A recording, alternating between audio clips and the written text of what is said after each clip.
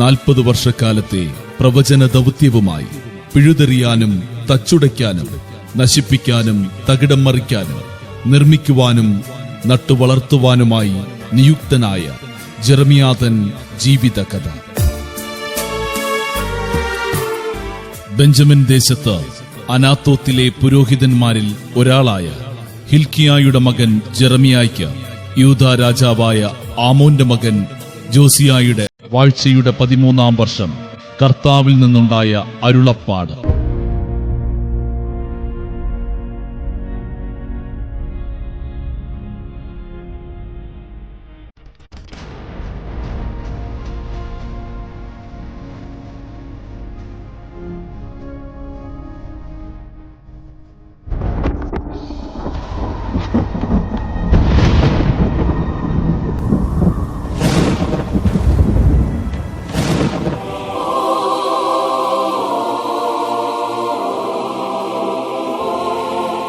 മാതാവിന്റെ ഉദരത്തിൽ നിനക്ക് രൂപം നൽകുന്നതിനു മുൻപേ ഞാൻ നിന്നെ അറിഞ്ഞു. ജനിക്കുന്നതിനു മുൻപേ ഞാൻ നിന്നെ വിശുദ്ധീകരിച്ചു. ജനതകൾക്ക് പ്രവാചകനായി ഞാൻ നിന്നെ നിയോഗിച്ചു. ദൈവമായ കർത്താവേ, സംസാരിക്കാൻ എനിക്ക് പാടവുമില്ല. ഞാൻ അയക്കുന്നിടത്തേക്ക് നീ പോകണം. ഞാൻ കൽപ്പിക്കുന്നതെന്തും സംസാരിക്കണം. നീ ഭയപ്പെടേണ്ട. നിന്റെ രക്ഷയ്ക്ക് നിന്നോടുകൂടെ ഞാനുണ്ട്. കർത്താവാണിത് പറയുന്നത്.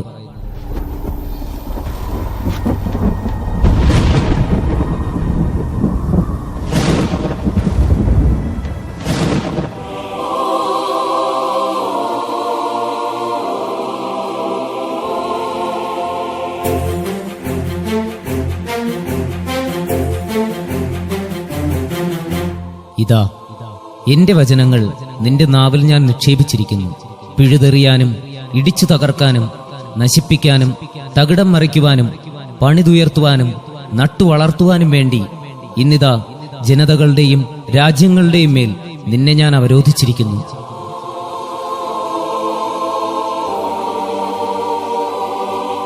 ജെറമിയ, ഇപ്പോൾ നീ എന്തു കാണുന്നു? ജാഗ്രതാവൃക്ഷത്തിന്റെ ശാഖ. നീ കണ്ടത് ശരി. എന്റെ വചനങ്ങൾ നിവർത്തിക്കാൻ ഞാൻ ജാഗ്രതയോടെ കാത്തിരിക്കുന്നു.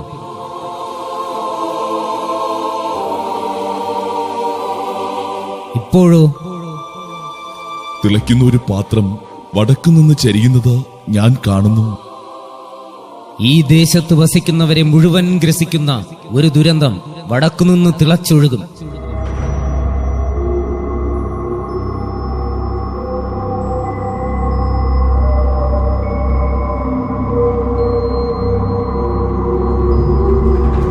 ഉത്തരദിക്കിലെ സകല രാജവംശങ്ങളെയും ഞാൻ വിളിച്ചു വരുത്തും. അവർ ഓരോരുത്തരും വന്ന് തങ്ങളുടെ സിംഹാസനം ജെറുസലേമിന്റെ പ്രവേശന കവാടങ്ങളിലും ചുറ്റുമുള്ള മതിലുകളുടെ മുൻപിലും യൂദയായുടെ നഗരങ്ങളുടെ മുൻപിലും സ്ഥാപിക്കും.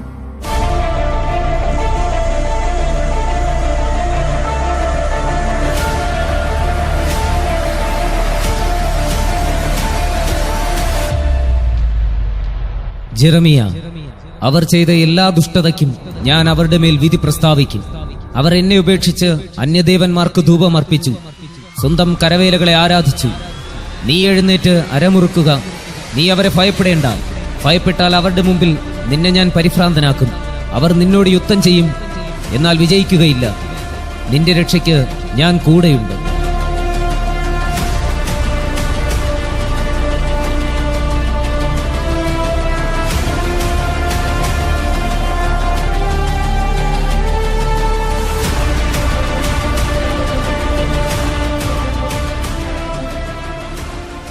യാക്കോബിന്റെ ഭവനമേ, ഇസ്രയേൽ കുടുംബത്തിലെ സകല ഭവനങ്ങളുമേ, കർത്താവിന്റെ വചനം കേൾക്കുവിൻ. ഇത് നമ്മുടെ പുരോഹിതനായ ഹിൽക്കിയായുടെ മകൻ ജെറമിയായല്ലേ? ഇവനിതെന്തു പറ്റി? പ്രവാചകന്മാർ ബാലിന്റെ നാമത്തിൽ പ്രവചിച്ചു, വ്യർത്ഥമായി പിൻചെല്ലുകയും ചെയ്തു. അതുകൊണ്ട് ഞാൻ നിങ്ങളെ കുറ്റം വിധിക്കും. നിങ്ങളുടെ മക്കളുടെ മക്കളുടെ മേലും ഞാൻ കുറ്റം വിധിക്കും. കർത്താവാണിത് അരുൾ ചെയ്യുന്നത്. ഇയാൾക്ക് ഇതെന്തോ അസുഖം ബാധിച്ചിരിക്കുക. കുറച്ചുനാളായി മിണ്ടാട്ടമൊന്നുമില്ലായിരുന്നു. അതെ, കുറച്ചു നാളായി ഇയാളെ കാണാനില്ലായിരുന്നല്ലോ. ഇപ്പോ എവിടെ നോന്നു? എന്റെ ജനം 2 തിന്മകൾ പ്രവർത്തിച്ചു. ജീവജലത്തിന്റെ ഉറവയായ എന്നെ അവർ ഉപേക്ഷിച്ചു. ജലം സൂക്ഷിക്കാൻ കഴിവില്ലാത്ത പൊട്ടക്കിണറുകൾ കുഴിക്കുകയും ചെയ്തു. എന്ത് അസംബന്ധമാ താങ്കൾ ഈ പറയുന്നത്? താനാരാ ഇതൊക്കെ പറയാൻ? നിന്റെ തന്നെ ദുഷ്ടതയായിരിക്കും നിന്നെ ശിക്ഷിക്കുക. നിന്റെ അവിശ്വസ്തതയായിരിക്കും നിന്നെ കുറ്റം വിധിക്കുക. നിന്റെ കർത്താവായ ദൈവത്തെ ഉപേക്ഷിക്കുന്നത് എത്ര ദോഷകരവും കയ്പു നിറഞ്ഞതുമാണെന്ന് നീ അനുഭവിച്ചറിയും. ജെറേമിയ, നീ സൂക്ഷിച്ച് സംസാരിക്കണം. കർത്താവ് അരുൾ ചെയ്യുന്നു, അവിശ്വസ്തയായ ഇസ്രായേലേ, തിരിച്ചു വരിക. കർത്താവ് നിന്നോട് കോപിക്കുകയില്ല. കർത്താവ് കാരുണ്യവാനാണ്. ഞങ്ങൾക്ക് പ്രവാചകന്മാർ ധാരാളമുണ്ട്. നിന്റെ അപ്പനെ പോലെ ബലിയർപ്പണവുമായി കഴിയുന്നതാണ് നിനക്ക് നല്ലത്. ഈജിപ്തിൽ നിന്ന് നിങ്ങളെ മോചിപ്പിച്ചു കൊണ്ടുവന്ന കർത്താവിൽ എന്തു കുറ്റം കണ്ടിട്ടാണ് നിങ്ങൾ അവിടത്തെ ഉപേക്ഷിച്ചത്? കർത്താവിനെ കൊണ്ട് എന്തിനു കൊള്ളാം? അസീറിയ അല്ലേ ഇന്ന് നമ്മെ ഭരിക്കുന്നത്? നല്ല കാലാവസ്ഥയും ഫലപുഷ്ടിയും വേണമെങ്കിൽ ബാൽദേവനെ ആരാധിക്കണം. കർത്താവിനെ ധിക്കരിച്ചാൽ ശൂന്യമായ കുന്നുകളിൽ നിന്ന് ഒരു സ്വരമുയരും. ഇസ്രായേൽ മക്കളുടെ വിലാപത്തിന്റെയും യാചനയുടെയും സ്വരം. ജെറേമിയ, നീ നിർത്ത്. ഇനി നീ സംസാരിച്ചാൽ ഇവിടെ കേൾക്കുന്നത് നിന്റെ നിലവിളിയായിരിക്കും. കള്ളപ്രവചനം നടത്തുന്ന നിന്നെ കൊല്ലാനും ഞങ്ങൾ മടിക്കില്ല.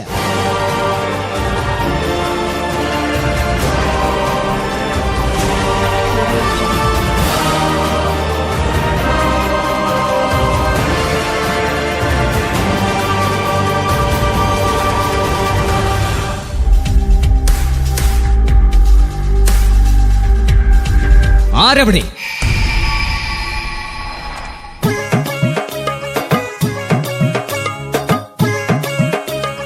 തിരുമനസേ, അടിയൻ. ഒരു ധിക്കാരി സ്വയം പ്രവാചകൻ ചമഞ്ഞ അനർത്ഥങ്ങൾ വിളിച്ചുകൂവുകയാണ്.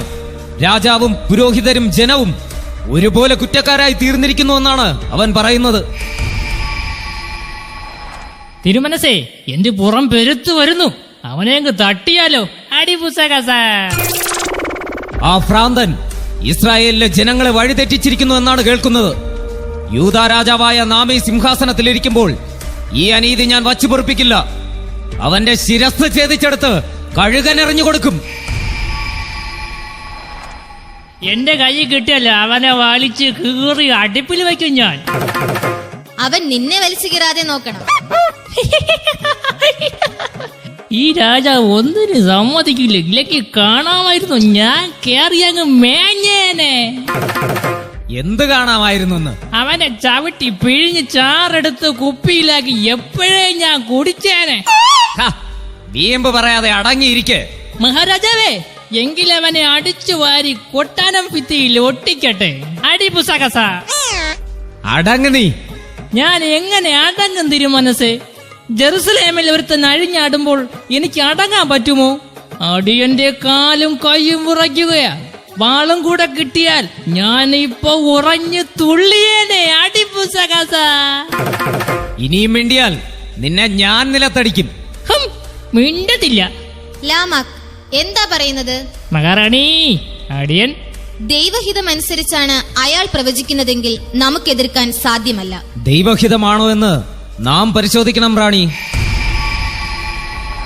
ശരി ലാമാക്, എങ്കിൽ പോയി അന്വേഷിച്ചു കണ്ടെത്തൂ.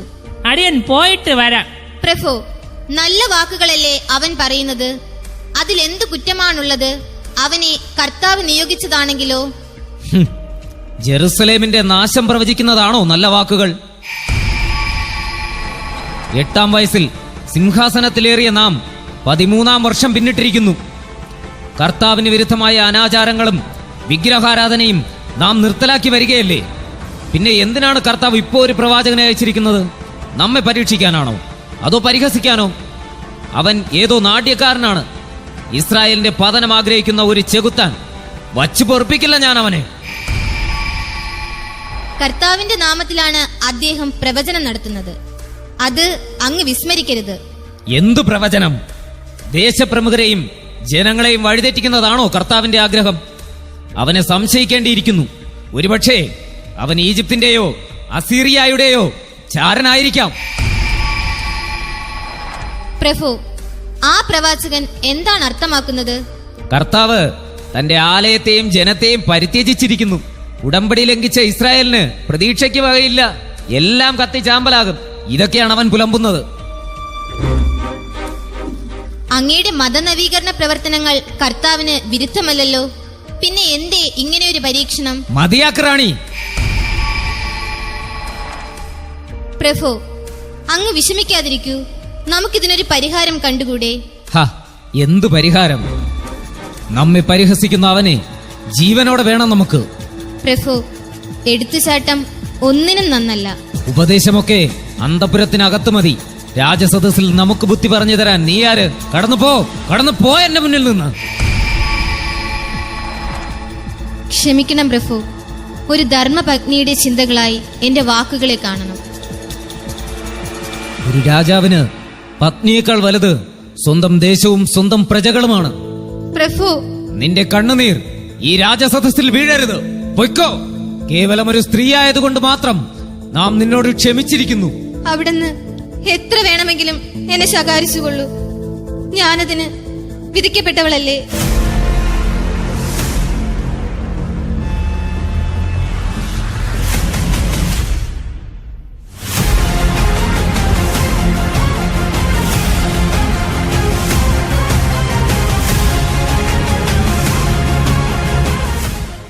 ഇവനാണ് തിരുമനസ് ലോലവൻ.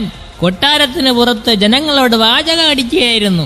കണക്കിന് ചാട്ടവാറടി കൊടുത്തിട്ടുണ്ട്. ഇനി ഈ കമ്പി പഴിപ്പിച്ച് ഇവന്റെ ചന്തിയിൽ വയ്ക്കണം. എന്താ നിന്റെ പേര്? ജെറമിയ. ഓഹോ, നീയാണോ ജെറമിയ? നീ ആരാണ്? എന്താ നിന്റെ ഉദ്ദേശം? ഇസ്രായേലിന്റെ രാജാവ് ഇത്ര ഭീരുവാണോ? ബന്ധനസ്ഥനായ ഒരുവനെ കൺമുൻപിൽ നിർത്തി ചോദ്യം ചെയ്യാൻ അങ്ങേക്ക് ലജ്ഞയില്ലേ? നീ നമ്മെ പരിഹസിക്കുന്നു. ലാമാക്ക്, നീ അവന്റെ കെട്ടഴിക്ക്.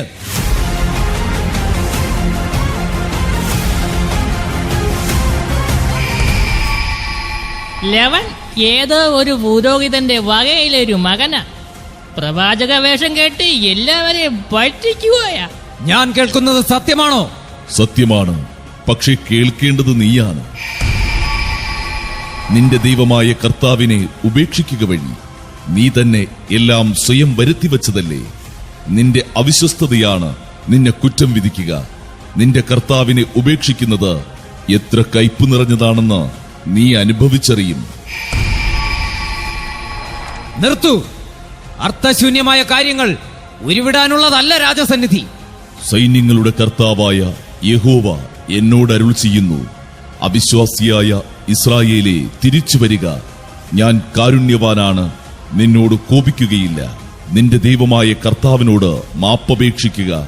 കണ്ടില്ല രാജൻ ഇവന്റെ വാക്ചാതുര്യം. വേഗം ഇവന്റെ ശിരസ് ഛേദിച്ച് നായ്ക്കൾക്ക് എറിഞ്ഞു കൊടുക്കൂ. അവർ ഇവനെ ചകചകചകാന്ന് കടിച്ചു കീറട്ടെ. ഇവന്റെ ഉള്ളിലിരിപ്പ് മനസ്സിലാക്കിയിട്ട് മതി ഇവനെ ശിക്ഷിക്കാൻ. എന്നെ ശിക്ഷിക്കാൻ നിനക്ക് അവകാശമില്ല. ഈ സിംഹാസനം നിനക്ക് സ്വന്തമല്ല. കർത്താവ് അരുൾ ചെയ്യുന്നു, എനിക്കിഷ്ടപ്പെട്ട ഇടയന്മാരെ നിങ്ങൾക്ക് തരും. യൂദാ രാജാവായ നാം ആരുടെ മുമ്പിലും ഭയപ്പെടില്ല. ഓ രാജാവേ, നീ ഇസ്രായേൽ മക്കളുടെ മേൽ വിശ്വാസവഞ്ചന ചെയ്തിരിക്കുന്നു. ഈ വഞ്ചകന്റെ കണ്ണുകൾ ചൂഴ്ന്നെടുക്കണം. കൈകാലുകൾ ഭേദിച്ച് ഇവനെ തെരുവിൽ വലിച്ചെറിയണം.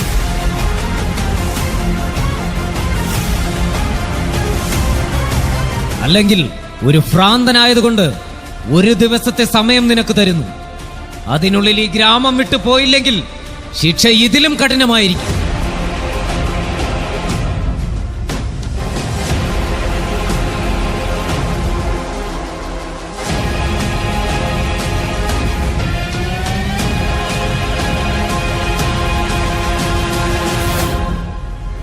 ലാമാക്ക്, നീ ഇപ്പോൾ തന്നെ വേഷപ്രച്ഛന്നനായി അയാളോടൊപ്പം ഗ്രാമത്തിൽ പോകണം. അയാളെ സഹായിക്കുന്നവരെയെല്ലാം കണ്ടെത്തണം. ഉത്തരവ്. വേഷം മാറാൻ ആരും എന്നെ പഠിപ്പിക്കേണ്ട. പക്ഷെ സ്ത്രീയുടെ വേഷം ധരിച്ച് പോയാ ചിലപ്പോ എന്റെ കാര്യം കസപുസ ആകുമോ ആവോ.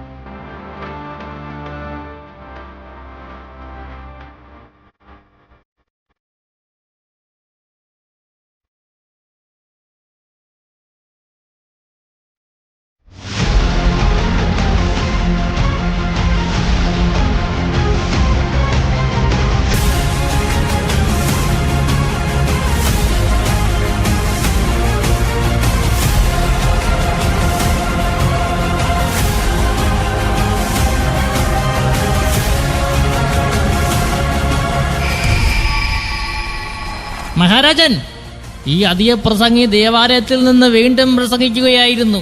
ഞാൻ ഇവനെ കൈയോടെ അങ്ങ് പിടികൂടി. മഹാരാജൻ, ഇവൻ മരിക്കണം. കർത്താവിന്റെ ആലയത്തിനും ജനത്തിനുമെതിരെ ഇവൻ സംസാരിക്കുന്നു. സത്യമാണോ ഈ കേൾക്കുന്നത്? ഈ വാക്കുകൾ പറയാൻ കർത്താവാണ് എന്നെ അയച്ചത്. ഈ പുരോഹിത മോഷണവും കൊലപാതകവും മറ്റു പാപങ്ങളും ചെയ്ത ശേഷം കർത്താവിന്റെ ആലയത്തിൽ വന്ന് രക്ഷപ്പെടാമെന്ന് വിചാരിക്കുന്നു. ഇത് മോഷ്ടാക്കളുടെ ഗുഹയാണോ? കർത്താവ് അരുളി ചെയ്യുന്നു, എന്റെ ഉടമ്പടി ലംഘിച്ച നിങ്ങളെ ഞാൻ ശിക്ഷിക്കും.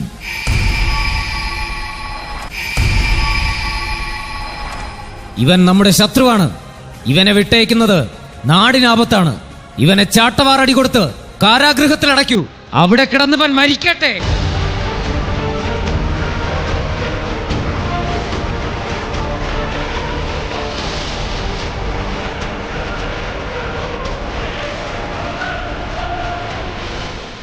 കർത്താവേ, എന്തുകൊണ്ട് ഞാൻ പിറക്കുന്നതിന് മുൻപ് എന്നെ കൊന്നില്ല? എന്തിനാണ് ഞാൻ ഉദരത്തിൽ നിന്ന് പുറത്തു വന്നത്?